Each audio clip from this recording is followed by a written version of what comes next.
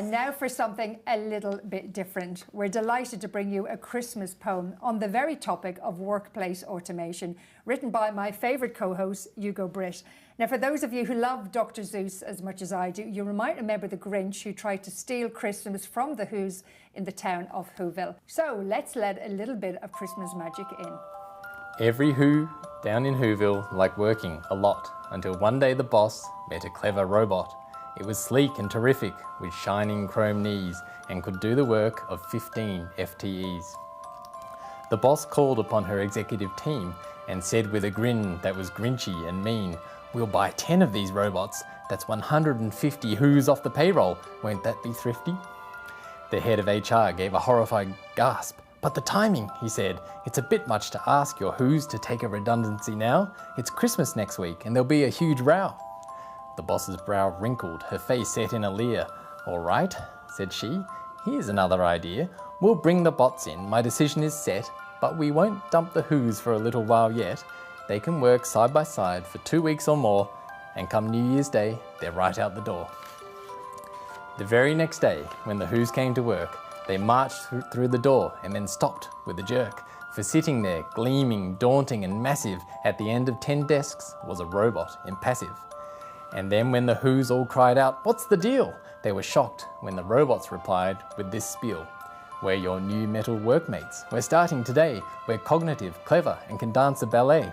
We'll work round the clock and charge not a cent. The ROI on us is 10,000%. The Who's stomped at once to the head of HR, seen dimly through the haze of his half-smoked cigar.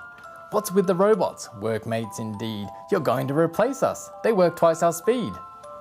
The head of HR, while stroking his beard, assured them it wasn't so bad as they feared.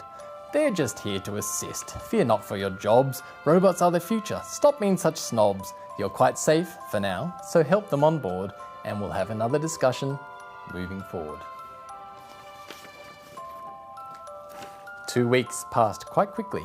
The new year dawned bright. The boss checked her calendar and smiled in delight. "Today I'll cut costs in a manner abundant. I'll tell 150 Who's they're redundant."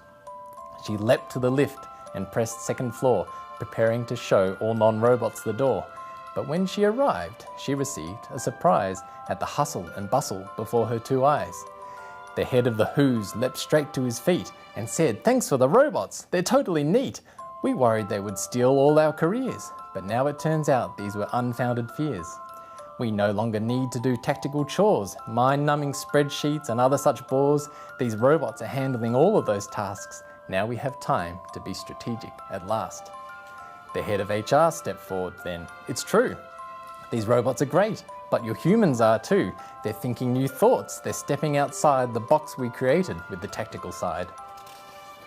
Innovation is up. Relationships too. Soft skills are unlocking new value for you. These Who's are terrific. We never foresaw that with time on their hands, they could do so much more."